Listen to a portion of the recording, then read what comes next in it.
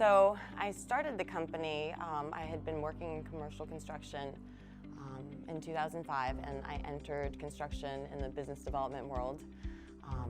Never considered owning a construction company, but I was looking for land to build, and I developed a relationship with a real estate agent, and from that, it just kind of happened. It was kind of like a great love story, right? Just happened with great people, and it started with a great relationship. And then from there, we segued into commercial, which kind of happened rather quickly. At the time, I was lucky enough to find a great superintendent who actually retired with our company. And I will say that it was honestly on his back that the company grew.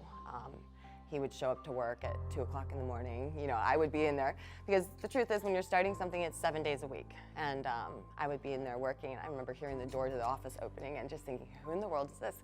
Of course it's Mark. He's here. And he was there every day. It didn't matter if it was a holiday. It didn't matter if it was night. He was there. And that's really what it took. So the business, I started it, but with the partnership of working with him, and then honestly, subcontractors, the material suppliers. It's so interesting because as I drove down Hampton, I started, as I said, in business development, and I passed SM Wilson. I thought about the first time I walked into their office, and I was just doing business development. Didn't know a thing about construction. I remember going into the plan room, and I looked at the plans, and I was like, wow, like, this is crazy. Like, I can't even read it. It's like a foreign language. And as I took my first meetings, I felt really stupid, not really understanding. And so I started to look at the drawings, and I was just in love. Like, it was kind of fascinating because, you know, one of the things that this interview kind of brought to light was, you know, when I started to review some of the questions, it was my childhood of being like Air Force brat growing up. And so it's all about the corners and the edges. So I tend to really gravitate towards order, and construction is amazing that way. You really do need to pay attention to the corners. And so the relationship part came naturally. The drawings and the plans, I knew to leave. You know, I loved reading them. I loved helping clients with designing, thinking of different ways to do things. But it was kind of magic. I was very fortunate to have Mark, and to then be able to have people that trusted me enough to give me a chance. Because when you start out and you're dealing with people's money, nobody wants to hand it over to someone who has no portfolio.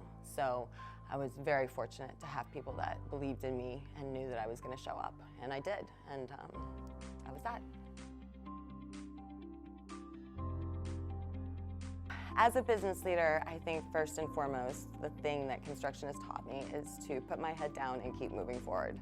There is no time to wallow in the job you lost or whose fault it is. It's how do you get it fixed? How do you solve the problem? So for me, that's been, you know, my role as we're growing. You know, the company was started in 2005. Where we are now is a completely different place. As I have a son who is going to be graduating from WashU with a Bachelor of Arts in Architecture.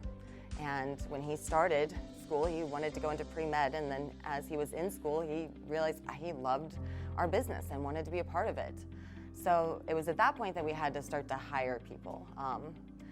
And as we've hired people, I think that the role that I really seem to be taking on is just being in their corner, reminding them that you know, they need to do the right thing. And I think that not being greedy, doing the right thing has paid off for us.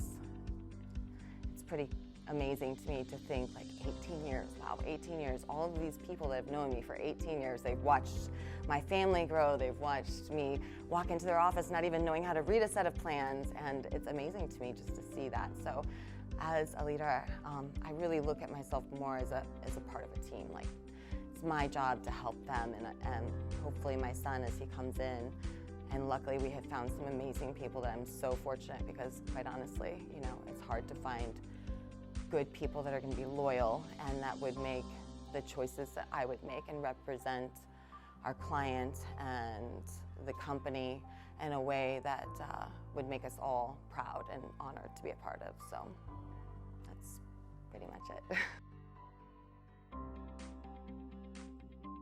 As a person, I would say that there has been a lot of evolution in my character, and this business has changed me from someone who grew up on an Air Force base her entire life. People in the military, they don't really mess around. They usually play it straight, right? You don't really have to worry too much about the guy next door. His lawn needs to be cut. You know your shoes need to be polished. There was just a way of living there, and I live that way every day. I get up every day, I make my bed, I work out every day. I am very committed to my community, whether that's the people that I work with or the place that I live. I feel like it's extremely important to be a person that people can tap for energy and not to be a drain. So I really try to focus on giving to others, and I find that in return, as silly as it sounds, you really do get tenfold back. That's really the wonderful thing about as the company is growing, is that I'm able to help more people. And so for me, you know, I remember there's one project that we are just finishing up, and I remember driving onto the job site and I saw Bingman Construction, a huge sign, and I saw all these people working, and I thought, wow, like that's putting food on the table for their family. This is creating security for them. So to me, as a person, I feel this innate responsibility to honor my team, honor my community, honor, you know, my family. And so that's really where I am. And I'm so fortunate to be able to do that, because honestly, people are tired. Work is hard. And I'm so lucky to have the people that I have that support me, so that I can give back and support them. Stability, first and foremost. Like, I want to make sure that everyone that works for the company, they have a job tomorrow. I want to make sure that we're not trying to get rich off of one job, and that we are doing the right thing and we build strong relationships, because construction is a puzzle. There are so many working pieces and so many people that need to work together in order for it to succeed. And you have issues that are going to be, you know, out of your control. You know, we just finished a job, there was a cave, you know, they were doing the site work, and they found a cave, they have to shut it down, and there's just crazy things that happen on jobs that you just don't anticipate, weather related, who knows. But it's just trying to maintain stability, but I also want to know everyone's name. Like, I want to know who works for the company. I want to know, hey, he worked on Saturday. So it's hard to figure out, as the company is growing, how do you still support and know what's going on? So for me, success for the company will be that we can grow in a stable way, that nothing falls away, and that we're able to maintain a sense of closeness, which I feel like we have right now. So really, if we could just stay where we are and add more to it, that would be success. I really struggle with trust, I would say. It's hard for me to hire people and trust them to do the right thing, because I find that more often than not, people want to blame it on the guy standing next to them than just to own it. And if they had just owned it, then, you know, we could have worked through it quickly, but we spend so much time with all the jargon that, you know, figuring out who's to blame. So I think for me, you know, my greatest struggle, and what I'd really like to, you know, and obviously have to work on, is just trusting that people are going to do the right thing, and that, you know, as long as I show up and they show up, we'll figure it out. I think the challenge for any business owner is definitely how to find balance. And I laugh at that word, because there is no such thing to me as balance. Like, it's really just keeping the balls in the air. Like, how do you stop them from dropping? Thankfully, I have had wonderful people around me, and it is truly because of them that none of those balls have dropped on the ground. So the biggest challenge is just, that struggle of, oh, I have to find balance. Oh, I'm supposed to be here. I'm supposed to be there. I'm not a good, I failed here. I failed there. I should have. And you're constantly feeling guilty about what you should have been doing or should have done better. And so for me, the biggest challenge is just, accepting the fact that that's okay. To me, maybe for some they find balance. For me, there is no such thing. It's just, how do I keep it going and play safe? The first project, we started in residential, but the first commercial project that we did that I was truly proud of was WashU Tyson Living Learning Center. And this was a building that was designed to meet the Living Learning Challenge, Living Building Challenge. And no one to date, when we broke ground, had actually been able to meet the requirements, because they're very stringent building guidelines where the material has to be sourced, and basically, you have to stay in the state of Missouri, and this is 2009.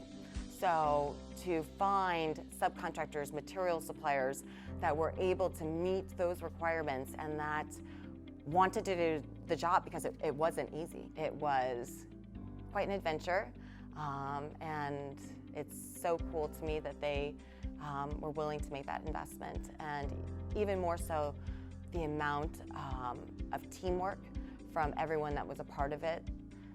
The person who designed the company that designed it, everything that went into it, you just know that this was no easy challenge. This was something to really appreciate. And in the time, I don't know that I even really realized how fortunate we were to be a part of it. You're too busy trying to just do it.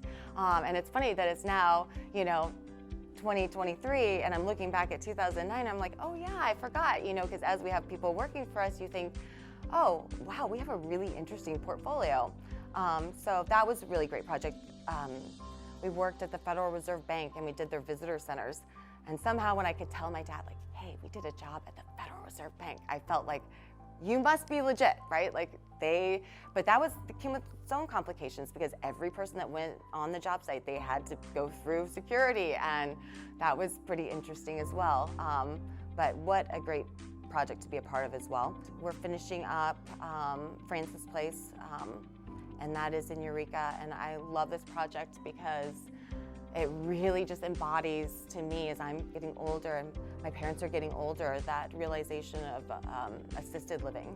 It's funny, I grew up in Hawaii, and in Hawaii, it's multi-generational. You have grandparents living with families to help. It's not like it is here in the States where, you really don't have that, and families are separated. So in Hawaii, they are very, just family-oriented. And you don't see these retirement homes that people send their grandparents off to or their parents off to.